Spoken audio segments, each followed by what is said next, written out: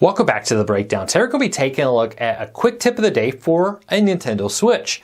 We're going to be looking at what to do if you can't get your Nintendo Switch to turn on and you can't get it to charge, but there's no physical damage, hasn't been submerged in water, hasn't been smashed, for example. So we're going to be taking a look at that quick tip of the day, but first, if you're new here, do us a big favor. We do quick tips of the day like this quite often.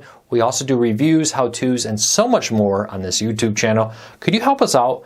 Do us a favor, hit that subscribe button, hit that thumbs up. Doing one or both lets YouTube know you enjoy what we do here, so they recommend our videos to other people, helping us grow. We're very close to our goal of 10,000 subscribers.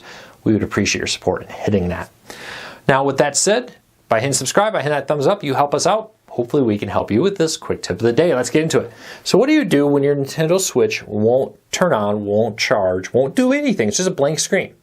Well, there's one thing that fixes it about 90% of the time, and that's actually to go right here at the top. You have the power button.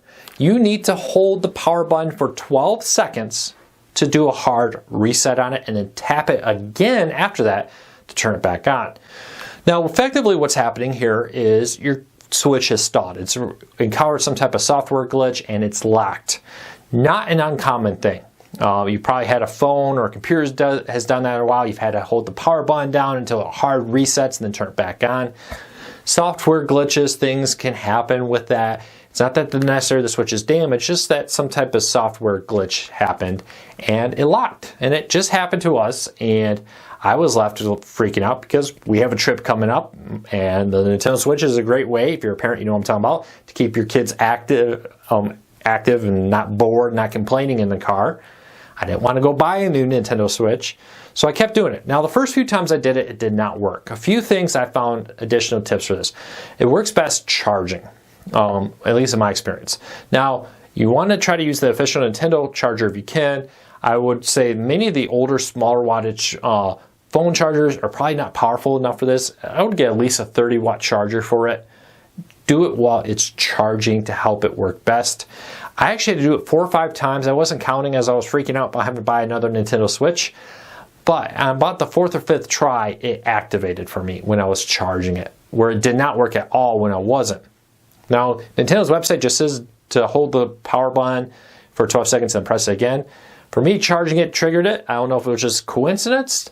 You try it yourself. Eventually, it will wear the battery down and zero out. In my case, when I powered it up, it was already at 90% power. So keep that in mind. But again, this is not for physical damage. Water damage, physical damage can damage it. The port on the bottom can damage it. It's kind of best to use the charging stand that came with it, because that will prevent it from actually bumping or damaging this port by slamming the cable into it.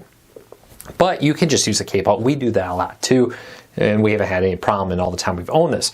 Now, to the best of my knowledge, this fix is the same for all generations of the Nintendo Switch, including the OLED version. So keep that in mind. So there you go. How to fix it when it won't charge or won't turn on. If you have any questions, if this worked for you, leave me a comment, let me know. I'll do my best answering questions to the best of my ability.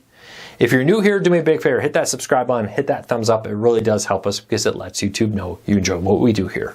So until next time, take care, be safe. We'll be back again real soon.